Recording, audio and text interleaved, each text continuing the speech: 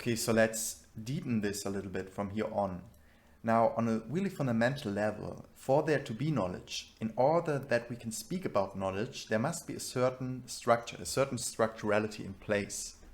And by necessity, this structuredness, which can be called the structuredness of a conscious or of consciousness, must be enacted. We must be in the situation to rely on it, and so that we can also make knowledge claims. And I mean a specific knowledge claim, namely propositional knowledge. That is, that I know something, and I, the subject of knowledge, can relate and can rely and can make the claim to know a certain state of affairs, to be true, to be correct. So that my knowledge claim, my propositional knowledge claim, is conferring something, a certain state of affair that is independent from me as a subject of knowledge.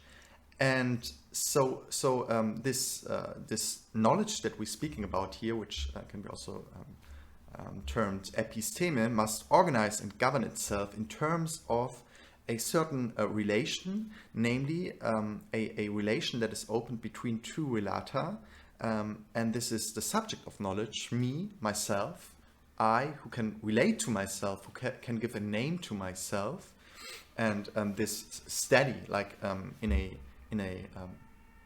not only successive manner, but I can rely on that, and I must also relate to myself as a subject of knowledge, who can then relate to an object of knowledge. An object of knowledge is also not only like that I can recognize an object, but I also can recognize, let's say, the relations and the functioning and workings of how objects relate to each other, how they affect each other, and I can relate and make claims of knowledge, propositional knowledge claims and sentences in which I know something about a certain state of affairs.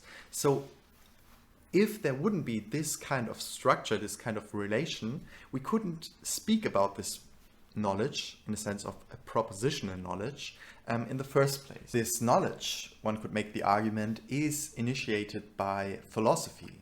It's a knowledge about things, and to be more precise, about objects. So things is a more general term, and certainly philosophy is not to be reduced to a knowledge about objects in this strict sense, that already implies that there is a certain notion of recognition in place, and the relation is enacted and is necessitated between a subject of knowledge and an object of knowledge, which is the object of recognition.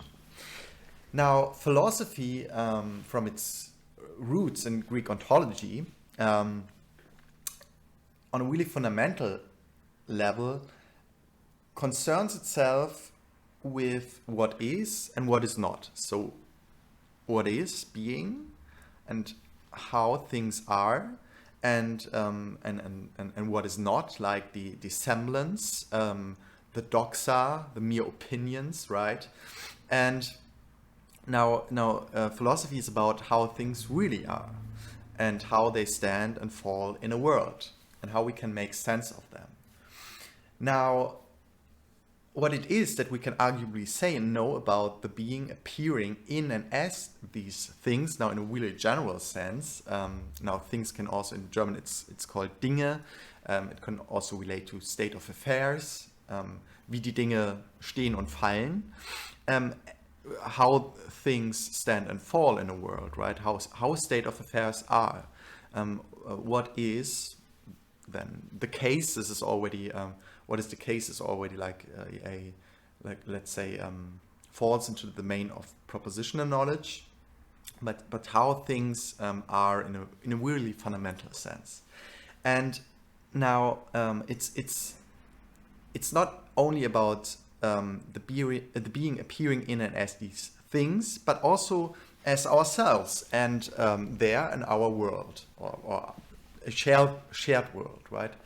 And now philosophy digged really deep, you could say, and asked for the ground of this this whole appearing and this whole being as such. And it in a metaphysical tradition, it, for example, it kind of had the suspicion or the assumption that there is kind of a substance which underlies everything, you could say. And so everything that is, and this substance also was kind of associated, and but also for arguable reasons, what was also brought into a relationship with being in a really emphatic sense, that the substance is kind of drenched into being. It's really the full being that is working itself through in terms of this substance, for example, in Spinoza. Now, or it is later then thought differently with, for example, Heidegger, being and time, that this being, rather than be thought in terms of a substance with certain attributes that can be kind of expressed in terms of this substance, that being has to be thought processually, performative, in terms of time, which is then a totally different draft and way of thinking, because it's really difficult to think certain matter of sakes in terms of time, right? We are really quick at and really good, you could almost say, at a kind of thinking things in terms of rigid and structures with certain kind of elements that we reify. We reify certain state of affairs because this kind of makes it also easier for us to orient ourselves and to have the security and in a certain sense also to possess a certain control, because we can handle these reified. So reification means to put it in a certain fixed form and contour, to put a state of affair and take it basically as an object or a representation, which is like a coherent image, you could say, with clear-cut contours, and which then can relate to a other such clear-cut contour image or object. Now, and with time, it's getting really complicated. But so we get along basically in everyday life, more or less, sometimes better, sometimes worse, with coping with this world and the things that are surrounding us, right? So we have a as I tried beforehand to kind of invoke or to unfold with the reference to Heidegger, that we kind of have this really pragmatic relationship that is kind of initiative for our world access, in which we kind of know how to handle things. We can go through doors, right? We can activate the handle of the door, and it's not that we have to solve like a great riddle about this.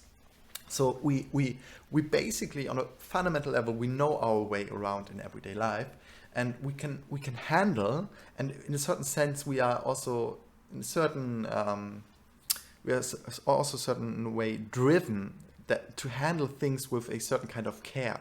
Of course, we can also be careless, but we have always then a notion that we are now careless about things that kind of or that are kind of could be important for us, or could be also treated with care, right? Also, people surrounding us, of course, then with psychotic phenomena or psychotic illnesses, this can shift in another direction. But like in I say the majority of people nowadays in societies have this kind of notion what it means to treat people and things and the world around us with care, and we also have the notion that we do not care, or we do not show much care, if not anything at all, to our surrounding in terms of our capitalistic way of living. I mean, won't, or I doesn't want to generalize, but we have a notion. This is the important part. We have a notion what it means to handle and to cope with our surroundings with care, and orient ourselves in terms of care structures. To be careful and to care for other persons, to care for ourselves, or as I said, to not care at all for us, to also feel detached from our surrounding world, to feel lost and to feel isolated, for example, or to feel basically in a mood of meaninglessness, right? This also presupposes that it could also be otherwise, right? It could also be meaningful. It could also be, in a sense. Now, I don't want to kind of connect care with meaning, but there is directly, but there is a certain opening of meaning if we care for things. I mean, this one could say, perhaps. Now, PA is poking. And why is it poking? And kind of in what way is it poking, we could ask now. So it's poking in the sense that it's asking, but how is it exactly with the relation of the body and the mind, or the psyche and material reality, psychic reality and material reality, the mental and its physical ride-on, psychic phenomena and somatic structures. So it's poking between this sometimes it's called a dualistic approach in terms of Descartes, who speaks about the res cogitans and the res extensa, so the extended world where there are extended things, and we are not only an extended thing, but also, at least that's Descartes' way of train of thought, but we are also, in terms of our mind, a non-extended thing, a thinking thing. And now the question is how this relation works, because as I said, we can also feel detached from the world. Nevertheless, we feel or we find ourselves in a way in which we think about this kind of affair, right? And now you can ask, how is this possible that we feel so detached from a world of bodies, of things, of kind of corporeal structures, and we feel totally detached from it. Nevertheless, we are thinking about it, right? So and PA is poking there in between, and and this is kind of a highly problematic theme for philosophy, but also for psychoanalytic theory. So to problematize this relation, because since it concerns itself with the unconscious, exactly this, when you feel yourself detached, let's say from your surrounding, or from the world in general, from your world, from your situation, and the way you find yourself in this world, and you still think, right, and you think you still have this kind of monologue going on, which you can argue is also a dialogue, but internally, and you kind of feel like an isolated thinking thing, a subject which is purely thinking, purely concerned with its thinking, since it is detached and perhaps doesn't find meaning structures in its surrounding. Now, PA is concerned with the unconscious. So what is it that this voice, that is structuring this voice, but which this voice doesn't know about? Now, if you think about it, and again, now the question then, of course, also becomes what thinking means for psychoanalytic theory. But if we take, or if we conceive of our thinking as a kind of a voice, a certain kind of voice, which has specificities in terms of a kind of an inner monologue or dialogue, and now right, it's if you think about it, it's how our thinking goes, how it works. It's you have to concentrate, right? And it's not always possible to guide your trains of thought and to control them. Rather, it's like that thoughts sometimes are popping up in your head, and you can give them sometimes a certain kind of directions. You can kind of try to think after a certain state of affairs, right? To concentrate yourself on and being attentive to, and kind of bring you into a situation where you try to uphold certain trains of thought or certain thought figures to then be better able to lead and guide your thinking in certain ways, and to further your thinking after a specific state of affair. Now, since psychoanalysis is concerned, as I try to outline, with the unconscious, which is precisely that which doesn't, which isn't brought and cannot be brought into a knowledge. This voice cannot know about it. Nevertheless, it's affected by it. It's even structured by it. Now, and the question becomes, where does the unconscious sit and is situated? And this isn't as simple to be answered, because it rather slips away if we want to pin it down. And kind of the what kind of makes it disappear and crumble beneath, or in terms of argumentation, is if we reify the unconscious. So if we represent it, like, let's say, as the iceberg, right? The iceberg structure that is so ordinary and custom to think about, because it's like in popular culture, or in general in the representation, public representation of psychoanalysis and Freud. Now, the attempt at localizing or directional evincing or exhibiting the unconscious, right,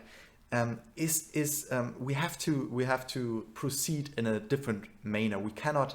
It's not possible to specify, let's say, the location in terms of neurology. That's not possible, and of course, this is highly problematic and brings a whole lot of question. It's a whole field that it's picked with minds, you could say. So the question is, what is it that stalks in between, right? That kind of pokes also in these interspaces and interstices, in precisely in terms of the structured and structurality of the kind of propositional knowledge sphere of the discursive field of the sciences, and of the sphere where I, as a subject of knowledge, relate myself to objects of knowledge and to state of affairs, which I can then claim that I know them, and which I can uphold and make present in my consciousness. So it's precisely what is in between, what is structuring this kind of propositional structure, and what is affecting it through interruptions, through gaps. These are the effects of the unconscious, through ruptures, you could say. And in that sense, as it is kind of characterized by certain trait of negativity, so it's by ruptures, by gaps, by displacements. So these are the effects of the unconscious, you could almost say. And in that sense, the unconscious is not tangible, it's not palpable, and it's not readily available. It cannot be. It only shows up and makes itself kind of not visible, but makes itself insisting and persisting in terms of effects. So the effects of something become, in that precise sense, the trace of something that is no thing. So the trace is a really important notion then also for psychoanalysis. And the trace is something else than, let's say, when you, let's say you kind of, you see a man with a dog, and you kind of recognize the man with the dog, and kind of, right, this is, you are certain about this. You know that there is a man standing there with his dog, and I mean to doubt that this is a reasonable claim, if you are also in the same situation and you also conceive of and perceive the man with the dog, you must kind of doubt, right? Right. Basically, you must doubt empirical positivism, that you can rely on your experience, and that is also shared experience. So you are, let's say, with another person perceiving the man with the dog, and you have this positive. You can make a picture of it, right? You can make certain I don't know, sensor data. You can collect sensor data. Otherwise, of that person, I don't know, like a temperature camera, and there you can say, okay, these are evidence that there is a man standing there with his dog. Now, if the situation is different in this precise way, that there is no man standing there with his dog, but you have certain traces there, let's say on the muddy ground are traces of the shoes of the man and the foot soles of the dog, the situation is different, and it also raises different questions in terms of epistemological problems, in terms of knowledge claims. Now, because what you have are these traces, and what these traces are basically, they are in a certain way, they are evidential facts, but they must be interpreted, right? So you have to kind of infer that these are traces that were caused by a person moving there with his dog, and now in this specific case, right, what you have are negative traces on the ground, which there's some from this material carrier, you could say, from this muddy ground, there's some material missing, and that's how so it's a negative trace even, and you have to infer and to kind of to make this inference that they were in a causal relation evoked or kind of digged into the ground by the man going along there. Now you could say, okay, this is clear, right? But the question is, isn't like how do we conceive of this interpretational work, and where to situate kind of the causal relation that you are inferring, and in terms of which you are connecting the trace with the fact, or the kind of the matter of sake that there was a person moving there beforehand with his dog. This is kind of the whole situation is a little bit different in terms of the epistemological situation that is happening there, because, right, you don't have this in a sense. I mean, you could also have traces in terms that the man was moving through some kind of paint with some kind of liquid color, and then he was walking around some I don't know, some street, and you have these colored traces of his shoes on the ground. These would be like, right, there would be positive traces in that sense, that you have you can make probes of the color, and you can do photographs of the color. Photographs you could also do of this traces in the ground. But nevertheless, the situation is the same. You have a trace, and you have to ask yourself, how is this working in terms of epistemology? Like, how you can make the knowledge claim and the propositional knowledge that there must be a person or something with shoes must have walked over the street or over the muddy ground, and so we can by necessity make this inference that it was caused by something or someone, I don't know, by a android. It could also be an android or like it could be a fake, right?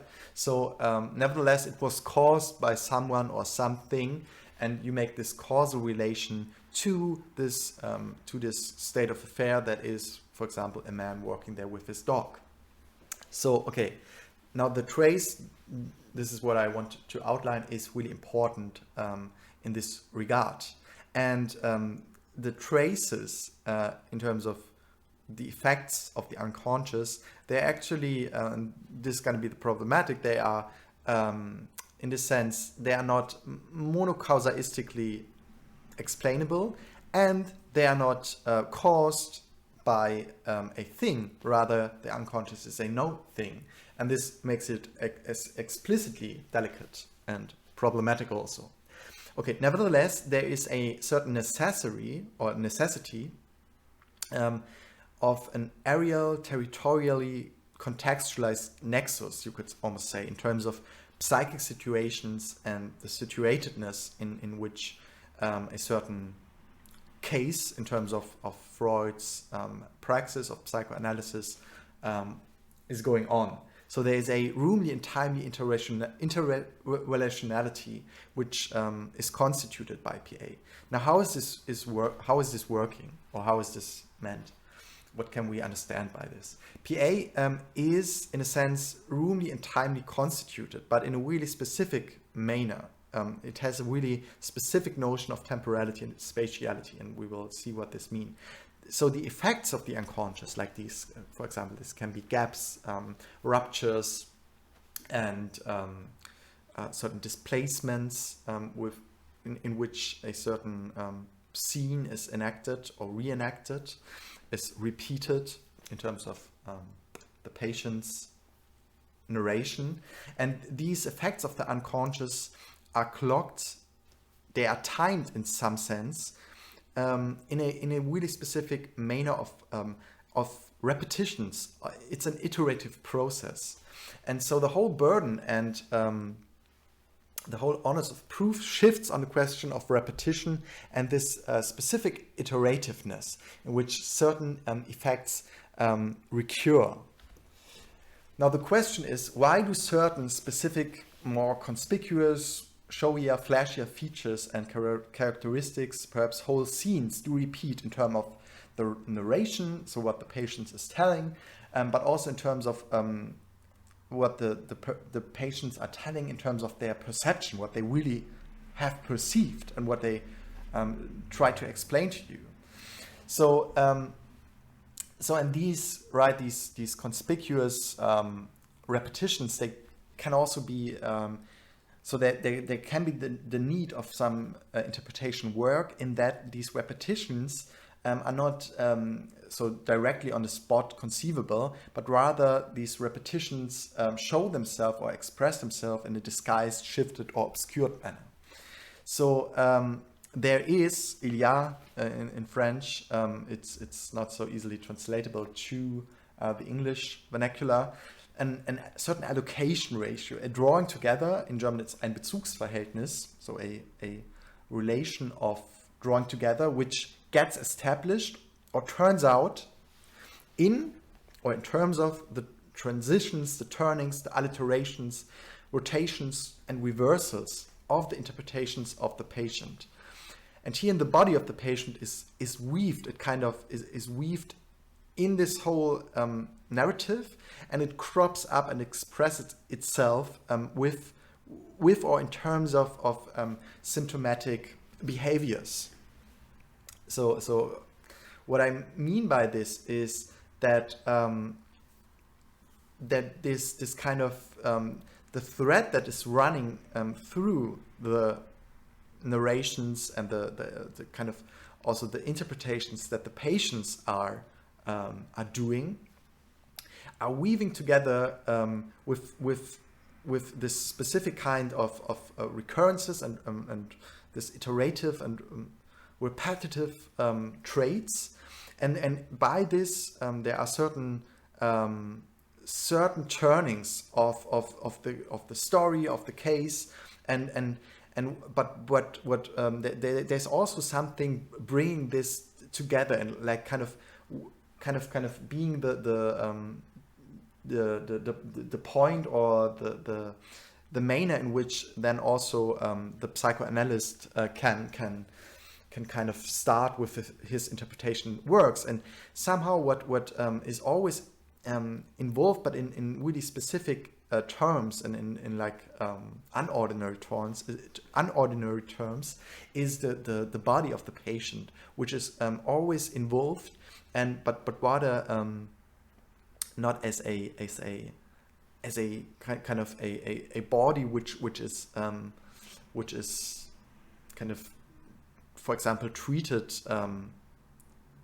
in biology, let's say it like this, but rather the body shows itself as the place where there are certain symptomatic effects are showing themselves. Now the big question is, what makes the in-between of these moments a repetition? Now let's say between certain symptomatic behaviors, or between, for example, a déjà vu, right? The patient says that he know that he was there before at this particular place and time, but like in terms of reflecting about it, he comes to the conclusion with, for example, the psychoanalyst, that it couldn't be the case, right? He wasn't there before. Nevertheless, he has this strong evidential or the strong evidence and the strong feeling that he was there before. So, for example, this déjà vu situation is not simply a classical repetition of which we speak here. So he wasn't, or she, the patient, wasn't there before. But in this repetition, there is a sort of occasioning. Something happens in this repetition, and this repetition also means something. This is kind of the assumption of psychoanalysis. This is really important. Something gets forwarded. There's an event happening through or in the midst of, kind of in between of these repetitions. Something is happening. Something is expressing itself. Through which a strap or tie gets kind of belted, that held together, which maybe prima facie not belongs together, not dwells in one and the same home ground, not dwells on the same registers, right?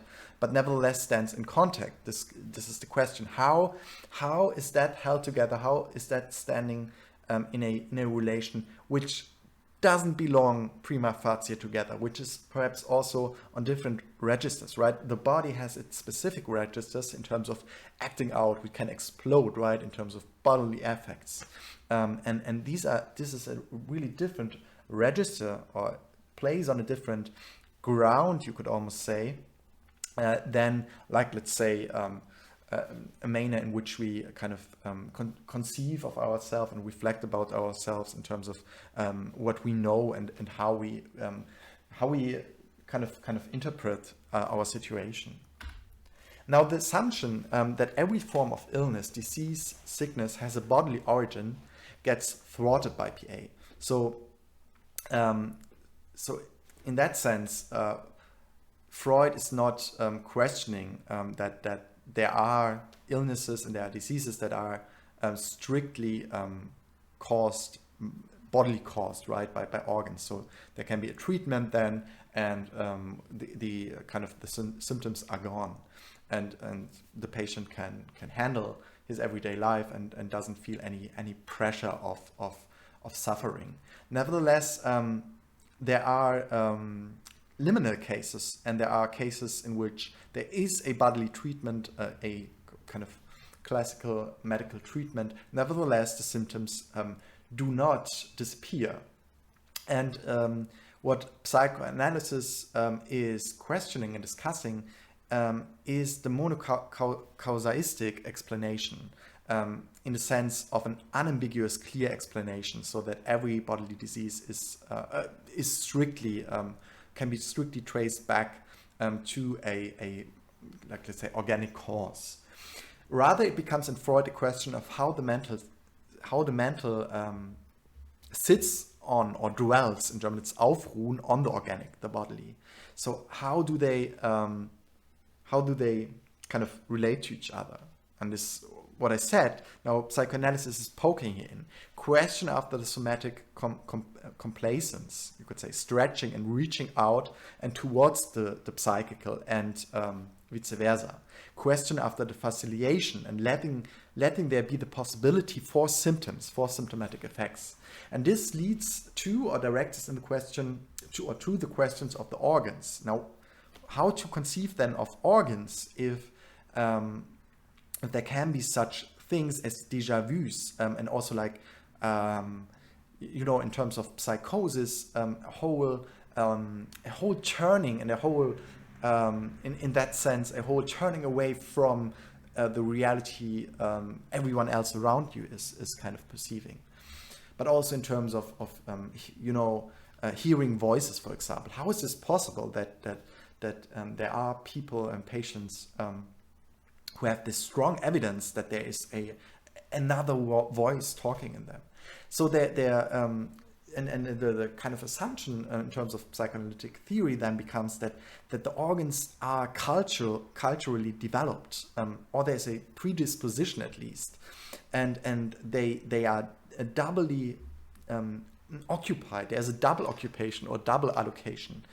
So, for example, not simply an eyeball that kind of sees in the sense of strictly representing or exactly and precisely and correctly representing an outside world, but rather the eyeball is on the one side an activity, or is involved in an activity, a work, an action of seeing, and seeing not in the sense of representing.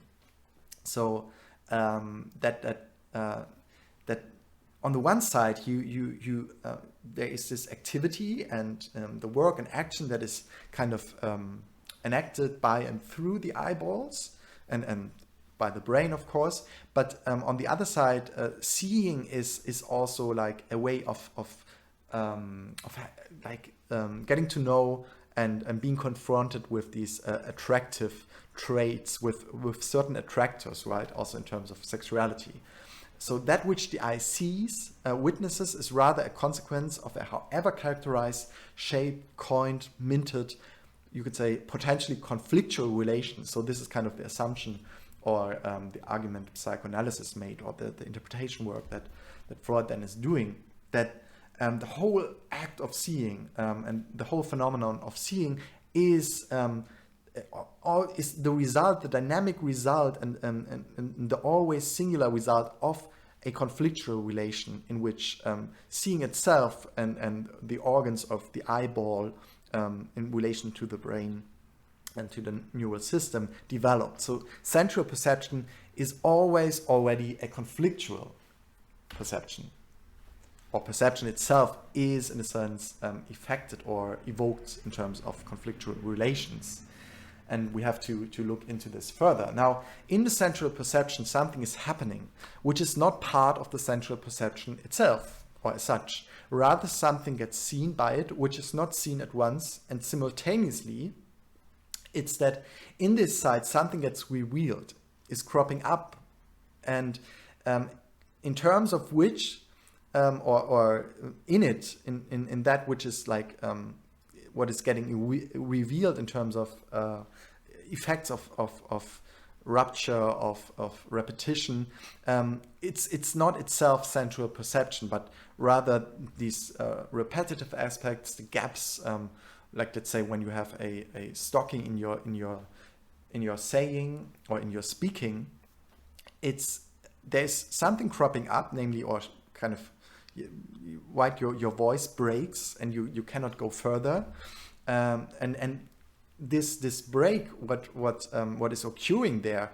this is kind of an effect that psychoanalysis will have to deal with and will have to interpret, because it's the assumption that this means something, and it's in terms of our speaking, but also in terms of sensual perception, that this kind of cropping up and this trait of negativity is working itself through, and this is getting interpreted by psychoanalysis. So seeing not as if it were a kind of representation, this is what I already said, but rather sight turns out to be psychological organized, you could almost say. There is something organizing, inscribing itself around our sight and in terms of our sight, which is not itself sensual. You can also perhaps we can also make this more comprehensible, that for example, talking about sense, like in terms of meanings, but also in terms of our sensual perception and our sensual experience. So there are certain traits to talking about the sensual and sense, and there are certain preconditions that are not themselves sensual or kind of implicated by sense itself, but rather there are certain. I mean, this is also one hypothesis in this sense, but it's not only a hypothesis, it's like an interpretative outcome of psychoanalytic theory, that there are material conditions to our talking about sense and our structuring of our psychic world in terms of sense and the sensual. Now, what does this mean for the sensual, for sense? Sense herein is always already ambivalent, right? Between the sensual perception, experience, and the sense in terms of meaning. The image our seeing or sight is delivering shows or reveals itself to be the result of a relation, of a conflict, of striving forces and dynamics. This is what I want to highlight. It's not simply an operation or a neutral processing at all. This is what at least psychoanalysis will discover. The strivings of the drives or the drive can occupy our seeing, our organs of sight.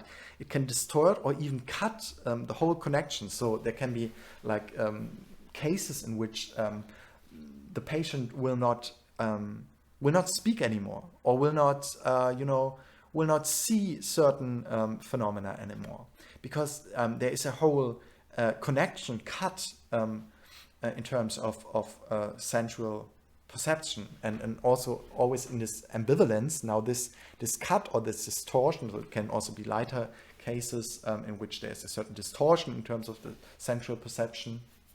So for example, in the déjà vu situation, and now there's this ambivalence always invoked or brought to the table, that this also means something. Now, a difficulty arises in understanding that the unconscious is itself an occurring, a taking place, an eventual occasioning. It's not to be reified.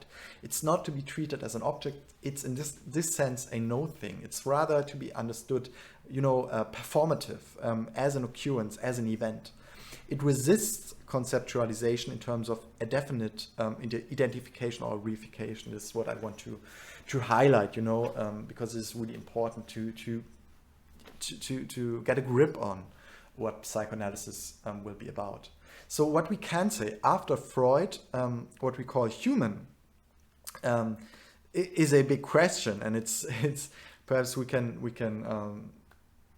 what we can say firstly is that for Freud, what we call human is like a polymorph, perverse pleasure machine, which sits on a really pulsating and productive life of the drive and of the drives. So in German it's Triebleben. And this evokes Strebungen in German. So we can translate this into English as strivings or steerings, which form an organizing, a psychosomatic field of tensions. So there's this concept in architecture which is tensegrity, which is basically that the whole structure holds itself through tensions between non-fixed elements, but the whole structure is itself a big tension, you could say. I mean, you can research this yourself, but this is something that perhaps helps to get a grip on this. So there are no fixed elements in this, but the whole structure is, in that sense, all relations are tensions, and the whole structure is made up and is productive in terms of these tensions. Nevertheless, there is a certain kind of of structurality to it. And now there is a hindrance that does not allow to let the drives show up in a unified Gestalt, a coherent whole. The drives, it's also what I mentioned before, is rather a broken in itself figure, eine in sich selbst gebrochene Figur. So there are insisting and persisting certain kinds of driving forces. So the drive is rather certain kinds of strivings and forces which have a source. The drive has a source, an object. It has an aim, and it also has some kind of force or energy it is like sitting on, or it is connected with, or to, or it expresses itself, right?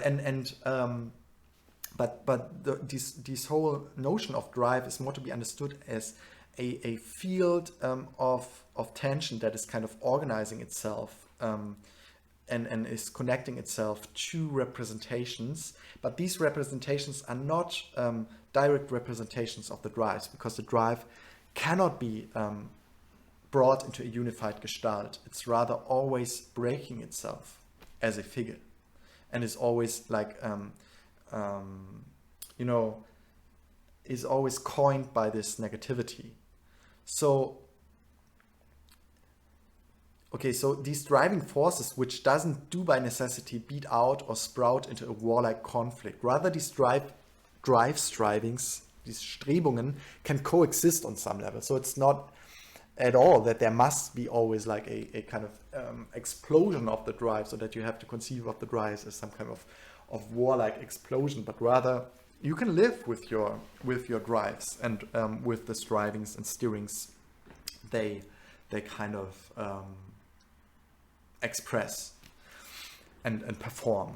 Now, all these PA notions, like the unconscious, pathogen, symptom, neurotic, the drive, pleasure, the I, sublimation, but also neurosis, hysteria, regression, sexuality, libido, death drive, the it. All these notions must be developed. So we have to really, it isn't enough to just read them and then kind of, but this is for philosophy the same. You really have to in that sense, make them your own, in that you unfold them, and you kind of always try to, you have to really unpack them, but not only unpack them, but also try to grasp something with them, and to make it comprehensible to yourself. There's also, sometimes it helps to as I said, with the unconscious, that you kind of try to describe it. What is the effect, or what is meant, grasped under this notion, and it can be helpful to translate that into that this voice doesn't know about something, and it's precisely this what is getting evoked, this performative trait that is not able to be brought into knowledge, that is meant and grasped by the unconscious, amongst others.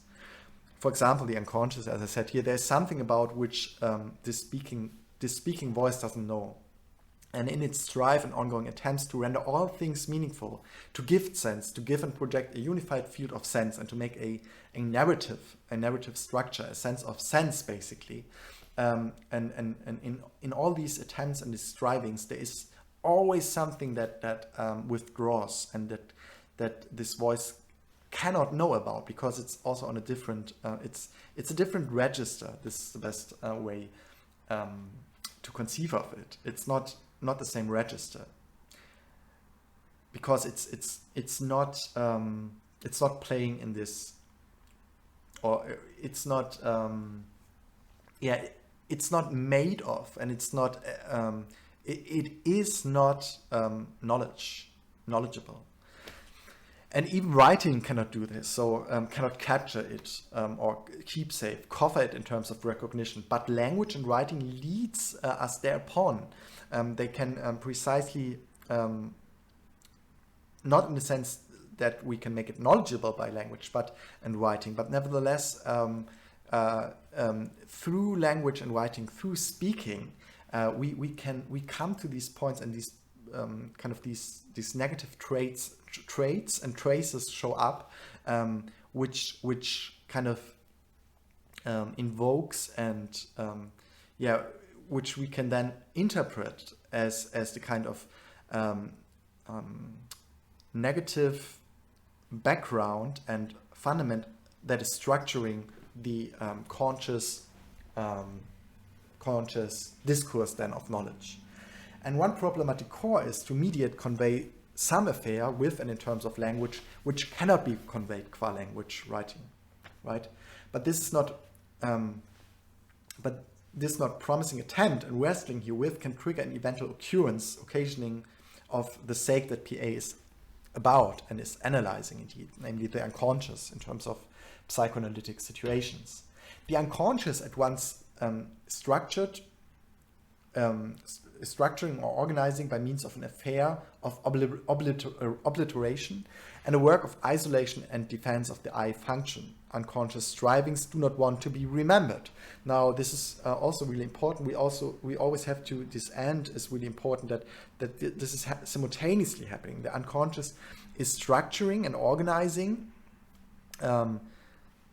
by means of an affair of obliteration, and at once there's also like a work of trying to isolate and defense that is getting evoked and kind of enacted by the I function or worked by the I function, in which the I wants to doesn't want to remember certain unconscious strivings and certain representations that are connected to strivings of the drive. As such, there are forces directed at healing and forces that resist healing, or rather work against healing. So every complex has also both a conscious and an unconscious side, or conscious and unconscious states in it. Always a question of dynamic relations and conflictual relations, potential conflictual relations. So we can witness and derive by analysis as at both the ability of the psyche to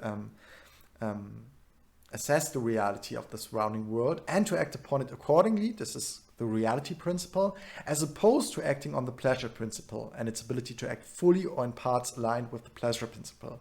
So the pleasure principle is basically, pleasure is to be understood in the discharging of arousal, the discharge of excitement. This is pleasure, and not what we usually conceive of as pleasure. So not even is each singular psychoanalytic case maximal singular, but the constellation of the groups of drives, Triebgruppen, and the Triebkonstellation, the constellations of drives, and the pathogen material, which plays a role for that maximal singular case, for this maximal singular situation in which, and radical differently situation in which a patient gets sick and in terms of showing symptomatic behavior or symptomatic being in the world. This is the whole complex in all its detailed. All this is radical, a radical singularity, and can be radical or is radical different from every case. PA cannot be a form of individual observation. So it is empirically driven, it goes along singular cases, but it cannot provide some form of general universal rules or law-like set of axioms. And this is also always what Freud wanted to avoid, right? To have a system and a kind of a certain set of rules under which you can make interpretation work, and kind of also do like the classification of certain kinds of diseases, right? So rather PA is in between. It's not anti-scientific, but it's also not as empirically driven, let's say, as the natural sciences, with their aspiration to also state and be able to provide general universals or law-like set of axioms or rules. So PA has it to do or enacts the problem of an impossibility of general matters of principiality. On the other side, the necessity of the constitution of method, reaching beyond any singular case. So if right? If psychoanalysis and psychoanalytic theory couldn't tell us something about what kind of is then again certain traits that we can witness and observe, and certain lines of interpretation which show themselves to be parallel in these cases, then white psychoanalysis and psychoanalytic discourse would not prove to be a real discourse, and because there must be something that we learn from each case, and that also that we can learn from the case series, right? The series of the different cases, radical different and singular cases. So now the big question is, but how the hell is it then methodologically to be conceived and classified if it's not, strictly scientific, but also not anti-scientific? It's precisely in this in-between again, in which psychoanalysis is situated, and is an occurrence between empirically grounded natural sciences, so radical empiristic singular, and generalizing forms of naming and ruling, for example, a general theory of the mind, or some form of definition as the psychical reality is. Precisely in between these extremes, PA is poking. And its notion of repetition isn't about repeating some form of identical content. This is also what I wanted to try to outline and mentioned before, or substance as Gehalt, a specific Gehalt which can be then is repeated to the identical amount. Rather, it's repeating some conflict, some conflictual structure, some drive constellation in its dynamic strivings. This is the hard thing to get a grip on. Hence, PA theory by Freud is the attempt to analyze and grasp something which leads in the psychoanalytic praxis somewhere else. So there's always a frame to be exploded, a place that reveals some other affairs, leads us apart zum anderen Schauplatz, to the other scene, to the other scenery. PA has to do with the non-compliance, the non-mastery, die Nichtbewältigung of originary conflicts for or in terms of which we cannot act on them anymore. So there are certain conflicts and conflictual structures that, because they were, for example, in our childhood, we cannot act on them anymore directly. Nevertheless, they play a role, and they kind of insist and dig their way through and crop up for us, and it's in specific phases of our life. This is the internal problematic which occurs in the psychoanalytic situation, but which also pose the specificity of psychoanalysis and psychoanalytic theory as such. Starting with the symptom as a specific way that there are like bodily effects and behaviors that are kind of poking in the patient's life, and its determination. That would imply that one can clearly and sharply say what it's all about, was es sich dabei handelt, where it begins, the symptom, and where it ends, what its cause is, and like what its real cause is, its fundamental cause is, that there's a clearly and unambiguous story of illness or disease to be encoded. So this is not the case. Psychoanalysis finds out that it cannot clear-cutly say where the symptom begins and where it ends. Everyone is symptomatic in a way.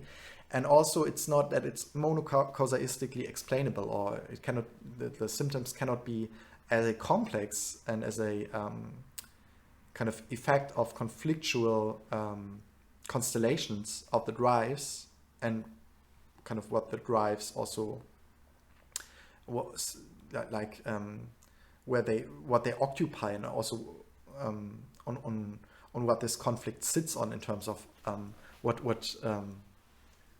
what representations it dwells. So this cannot be traced back to one singular cause. Rather, it's a whole constellation, a whole context in which these specific symptoms or a symptom shows up and is enacted or is getting enacted and insists and persists and really leads to the suffering that makes the patient go into psychoanalytic therapy. It's rather that PA takes the conspicuous symptoms as starting points to follow and traces some of the pathogen complexes and is analyzing their representatives and substitutes in terms of consciousness, because this is what also the limit of psychoanalysis is, right? It also the analyst is kind of immersed or is like involved in the unconscious, and is also in this way possessed by the unconscious that is structuring his consciousness. Nevertheless, precisely because this is the case, right? It's precisely the representations that gets that drives and the drive constellations and the conflictual structures they connect to, that this is what we can analyze, how these representations, then also in terms of dreams, these representations that perhaps pop up or that don't show up, and also the substitutes that kind of the consciousness and the eye function kind of invokes and kind of brings into play certain displacements, substitutions, certain distortions. This is what we can analyze in terms of psychoanalysis and interpret it.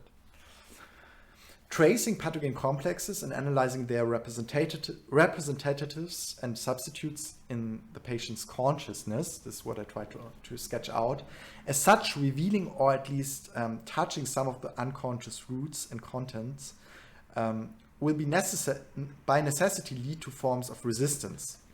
So there will be, if we go this way, or now psychoanalysis is going this way, and to interpret this negativity trait and precisely these representatives and the substitutes in the patient's consciousness, and this will lead to resistance, and this can turn out to be like, for example, screen memories to substitutes acts or specific memories. Resistance precisely against the unraveling and breakdown of such phenomena that are symptoms. What PA can witness is the repetition of specific patterns and modes of conduct and behavior, and that the persons that go to psychoanalysis are fighting a specific maximal singular conflict with real reality. So they really are in conflict with reality, and in terms of this conflict, they show up specific patterns and modes of conduct and behavior. This is what we can analyze and interpret it. And also the representations, the representatives, and the substitutes in terms of the patient's consciousness and what he's telling, and how he's speaking about his dreams, for example. This is what we can interpret it. What PA what PA can witness, I already said that it's a setting apart of the psyche with reality for all or nothing in some cases, in terms of what the patients are going through, for do or die, you could say. So it's really can be extreme situations. Now, the whole psychoanalytic process is a specific dealing and handling and steering and agitation on and in terms of the unconscious. There's this wrestling with the unconscious, and so with the registers that this voice doesn't know about, but which are structuring their patterns, modes of conduct and behavior that are causing suffering in them and in their lives, right? And bringing them harm or other people harm, and that are invoke or effect pressure on them, on the patient. There's a specific presence of there being absence of resistant conflicts. But these conflicts, that is what is, the thing psychoanalysis deals with. These conflicts that structure patterns and modes of conduct and behavior, but also our thinking and our way of speaking and conceiving of things, ourselves, our situation, and our being in the world. And as I said, this can go together. Also, the drive constellations, this can work out. You can live your life also with the symptoms you have, and the neuroses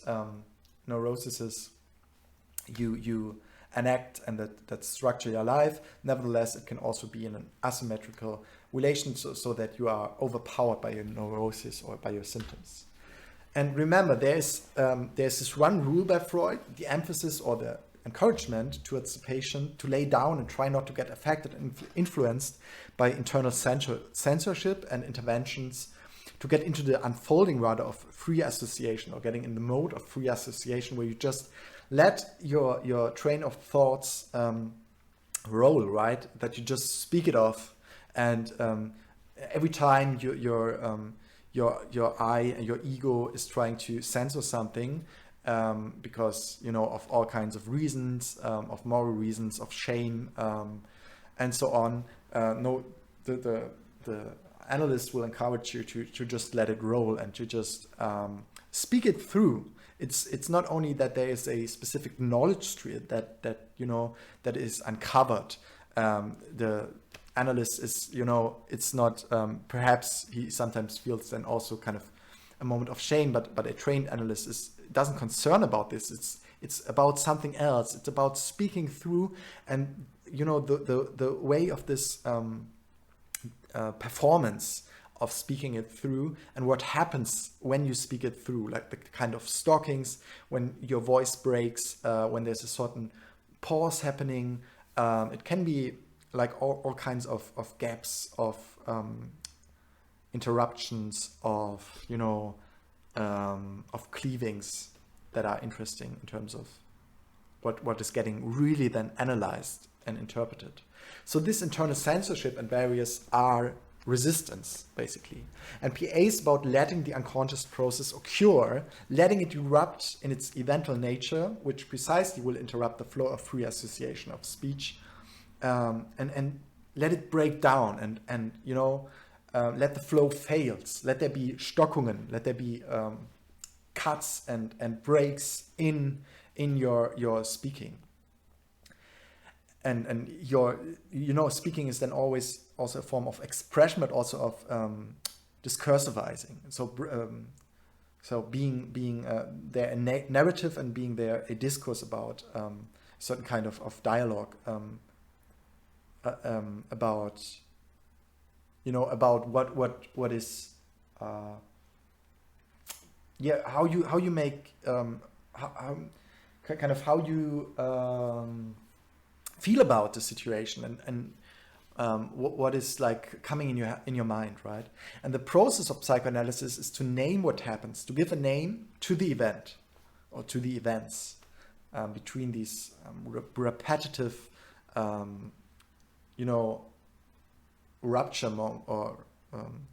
rapturous moments, but nevertheless to let it happen. There's a certain repatriation or recirculation in terms of naming and let go of control. And here in psychoanalysis can witness the outburst of conflictual material, of specific tactics and strategies that your mind, basically your I function is the terminus technicus of Freud, is or has developed, and is like every time a new enacts this strategies and tactics. The conscious, the voice that speaks and sometimes pretends to know about affairs, has certain kinds of strategies, and is formed by certain kind of settling and negotiating of a conflict. And in this manner, it kind of developed certain kinds of tactics and strategies to kind of deal with the conflicts that are poking in you. So in terms of transference, which is also like a fundamental notion of psychoanalysis, it's the question of acting out that becomes central, and of remembrance, right? So acting out is precisely in this register that you cannot know about. This voice cannot know about this acting out that may break out at some point. And remembrance is then really interesting in terms of, screen memories, and how some memories are, you know, they are censored basically, and the I is kind of defending against and kind of pushing against these the remembering of specific events and conflictual structures.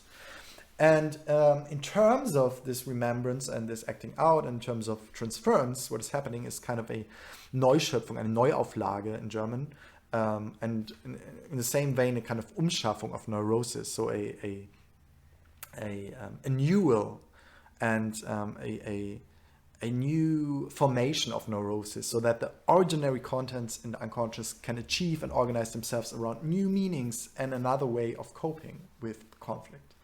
PA theory is about opening and closing of the unconscious. It's about the moment, you could say, precisely of this closing of the unconscious. It's important that it's not enough that the analyst and analyst presents something as meaning, discourse, something in terms of a knowledge, right? This isn't enough. It's not enough that the analyst is telling you in terms of a propositional knowledge how you should behave, but rather you have to get into this moment. And you have to be bring yourself basically also, but in this psychoanalytic situation, so in this situation with another, where there can be like this renewal and basically new formation of the neurosis that is already there and insisting. Rather, in the manner something gets acted out, a total otherness is expressed. So it's on a different register, not on some metaphysical notion that it's a standpoint from nowhere, from which we speak here, but it's a different register in terms of reality, and it expresses like on a immanent reality, and it expresses itself and comes to the fore. Every consciously spoken sentence has an unconscious conflictual side to it. So this is kind of the assumption, or where psychoanalysis with Freud, what will be discovered. So there's always ambivalences to every spoken sentence and to all our conscious mental states. There always is a cropping out of an unconscious that houses conflictual material. So all our conscious activities and all our I function and all that is encompassed by it, and all that how we conceive of ourselves in terms of relating to ourselves, is housed and is kind of drenched into an unconscious structuring, dynamic structuring and occurrence of the unconscious. And we have to imagine the unconscious topically. This is also what Freud says, rather than fit it into an Euclidean geometry kind of representational image in terms of Euclidean structured geometrical space. PA is about seeking out the repression and doing away with all of the upcoming resistances. It's about conflicts which dwell on fundamentally different registers. So it's not to be confounded with a conscious conflict that we have or fight and wrestle with, for example, let's say in our everyday life. Always in Maynard's, the patient reacts to the analysis are forms of resistance because they are already patterns starting and conducting of what consciously has prevailed in us to be repeated. All moments which we comprehend and understand consciously are themselves structured and organized around a setting apart, a relation. So in the setting apart is always a process, it's always always to be performed, and we cannot do otherwise. It's always a ongoing setting apart, a relation with the unconscious, and dynamic relation and performative relation, and imprinted, characterized by it as such. There are always already answers and stand in a dynamic relation to an unconscious. So all these patterns of conduct, of behavior, of speaking and thinking that we enact, and that kind of helps us to also be a person, right? There are always already answers to a dynamic relation of of like an unconscious occurrence. It's in its eventual traits and of conflictual dynamic structures and of drive constellation which are in movement. So all structures that are conscious or pre-conscious, not only what we know at the moment, but also what we can remember as well, right, are embedded and unfolded in structures that remain unconscious. This is brought to the point and really condensed how we have to, or how we can get a grip on what really is meant by the unconscious. So there's a complete reversal in terms of how we perhaps usually think of our being in the world, that we are conscious beings who can more or less control and are sovereign in terms of how we relate to ourselves, but also to others and the world around us. And basically psychoanalysis is saying it is all unfolded and embedded in unconscious occurring and performative eventual structures, where then something, crops up and is kind of enacted and worked through and on that which we then can rely on, which are also performative answers and kind of modes of behaviors and specific ways of dealing with conflicts, which we then conceive of, and they're kind of brought together and organized and governed by the I function. So this is the part where we have a kind of a structure and an organization going on, a certain kind of government, you could say, that is done and enacted and worked out or performed by the I,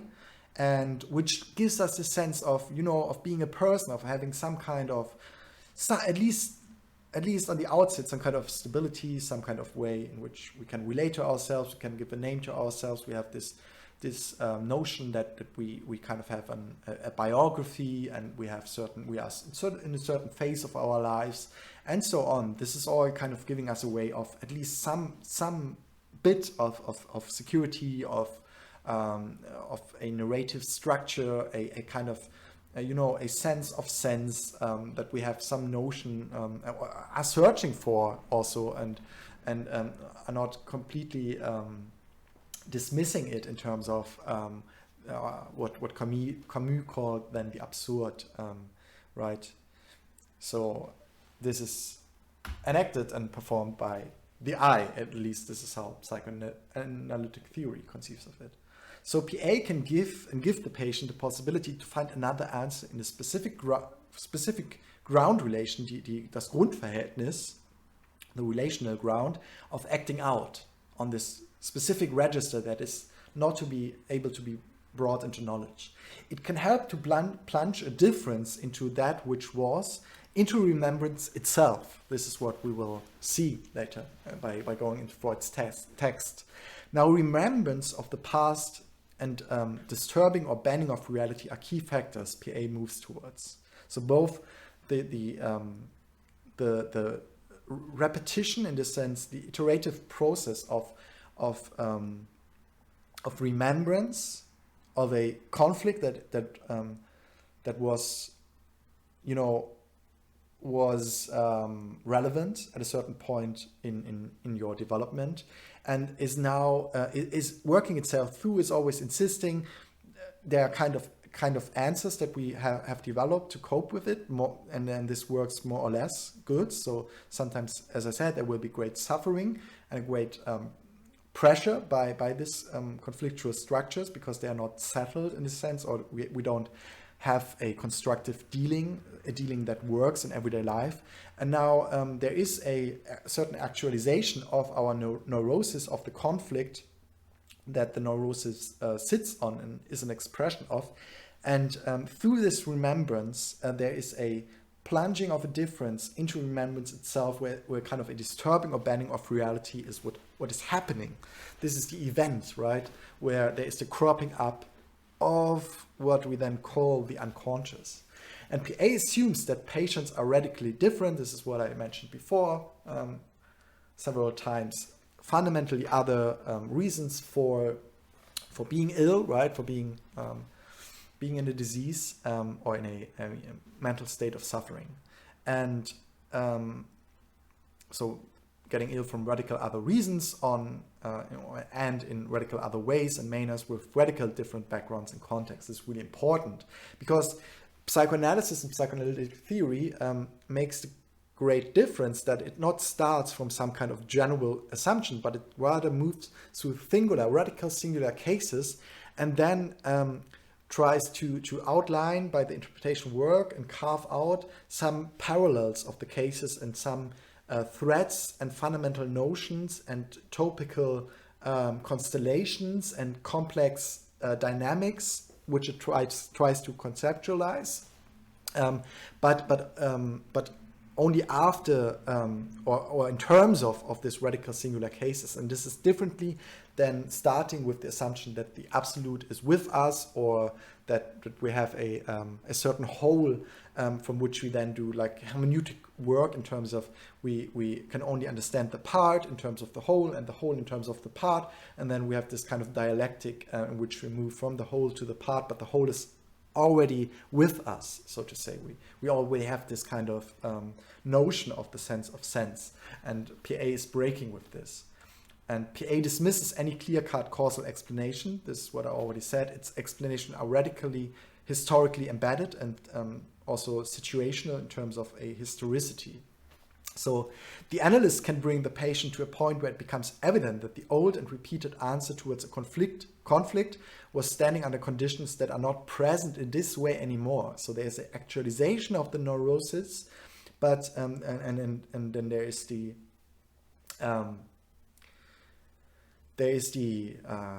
twofolded or two ways of in which the analyst reacts according to Freud. It's that he's he's convincing, or he's at least showing up the opportunity by speaking with the patient that this happens before the same, and this kind of answer that is enacted and acted out by the patient is what he always has done. So this is his learned answer, but at the same time that there can be another way, and there can be another answer to be found, another beginning in this sense of handling the with the renewal of the neurosis and the kind of, because there's this new formation of the neurosis, and there can be another answer. This is what the analyst will do also by providing new material in the closing situation of the unconscious, with which the acting out is kind of can deal with and can bind to new meanings and to new representations. And there will be a new bringing forth and setting into action of neurosis, which will be different than the old one. So in the best case, at one and the same. So yeah, and at one and the same time, it's the same neurosis and it's a different neurosis. It's a renewal, eine Neuauflage und Umschaffung, and renewal and reformation at once. So it's the same neurosis, at the same time it's a different neurosis. And there will be no dissolution of the conflict as such. So the conflict as such will not disappear, but there is a transformation, eine Umwandlung. In terms of the actualization and new versioning of neurosis, there will be the possibility for the interweaving and intertwining of new material. This is what I try to sketch out beneath the layer of communication and knowledge. So this is not something that, again, that can be transmitted in terms of, or can be kind of communicated in terms of propositional knowledge. And how this is working, we will go in detail in this topic with some of the primary sources. It's precisely in the transition of acting out and remembering. So this is the moment in which the unconscious closes itself, you could almost say, in which the moment of PA will fall, and also the closing, the closing situation, and the kind of how do you say, the bevel, or in German it's called Deckel. It's it's the cover or the cap of the unconscious is also part of the conflict itself. And the unconscious side of the conflict is itself a product or result of a negotiation. And this relatedness can as such not be conscious, because that would implicate that both happen on the same territorial field or area. But this is not the case. And this is what I want to try to highlight. Since our striving for experience, organization, and meaning construction is an expression and action of a surviving tendency, a preservation tendency, and it is about specific schemata that it gets designated what we perceive consciously and how we can categorize our field of perception at all. And these affects-loaded schemata disturb not an objectively given reality, this is important, but rather co-constitute and influence a subjectively experienceable real reality. So this sounds rather a little bit cryptic and riddled, but I hope to be able to unfold this later. So, okay, the notion of transference is key herein. The transference is a fundamental notion of psychoanalysis with the unconscious, the drive, and repetition. And what we find in transference is the repetition of a specific killing off or of a backstall of a conflict. And PA is about ramming a chock, you could almost say figuratively, herein, in between again. The moment of resistance and any patterns of killing off of the conflict are themselves part of the conflict. This is what I meant, that the cap or the cover, that kind of, how do you say, in German it's again called Deckeln. It's like the lidding of the conflict, or the, how do you say, capping or lidding of the conflict. And that is also part of the conflict. So what gets transferred is precisely what cannot be transferred in any ordinary sense, because that would suppose that we have it to do with some quasi-objective moment which can be transferred.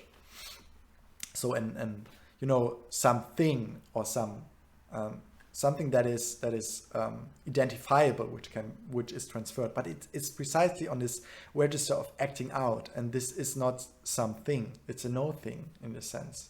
Rather, transference is about a specific radical singular constellation of groups of drives in a maximal singular and radical concrete situation. Further, or moreover, a transference in the ordinary sense would suppose a medium or a mechanic which codifies the content, encodes it and decodes it. Encodes it somewhere and decodes it somewhere else.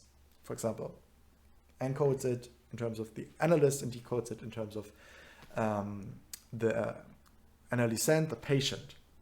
That this is what I said is not possible. That it cannot be a propositional knowledge that is transferred from the analyst to the analysant.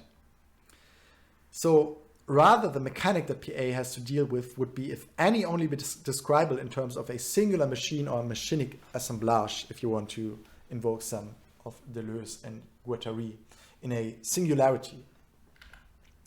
So PA's therapy intention is to fork the event of a confrontation of drive-configured relationalities with the perceptions in which the patient consciously stands, and resistances, so specific answers, and tactics and strategies which unconsciously are conducted and acted. Hereby a specific force of drive can be directed to a new Vorstellung, a new representation, or new representatives, new substitutions. A drive constellation can get reconfigured, so the conflict is itself territorial and can be as such also restructured, because it's in this kind of mode of tensegrity that I'm trying to invoke. So specific strivings about or attached to particular representations, imagos also in Freud, they're called imagos, but they do not represent a drive. Rather, the drive is a no thing, a constellation of forces and strivings that are organizing a dynamical field of tension. This is what I meant by tensegrity, a dynamical field of tensions. So drive occasioning, Triebgeschehen in German, is not boundless at all, and it's not an explosion in that sense, but it's as well not static and not a whole, not a coherent Gestalt. It's not to be conceived of as a thing or an object or a Gestalt. Rather, it's this in itself breaking in itself figure, in sich selbst gebrochene Figur, transferent and drive occasioning are performative in their very nature as such. And as such, PA conceives of transference as a performance as well. So it's also, we speak of a performance of the I, an I function, right? As well as of the isolation and uncovering work of the psyche. Psychoanalysis is analyzing relational structures and dynamic references in terms of an occasioning of forces, ein Kräftegeschehen. That means that it's not at all only the content that gets important, but rather the position of an affair in a structure. The question